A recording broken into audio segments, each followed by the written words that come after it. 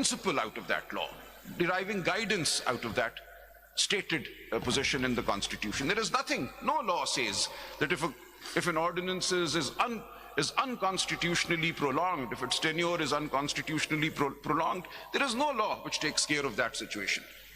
So the court then has to come up by relying on the principles embedded in the Constitution and the need to bring the matter back to the constitutional path without causing chaos. The court will give timelines. So the court said, okay, from the date of our short order, we are giving you 4 months or 3 months to lay these ordinances before the relevant legislature.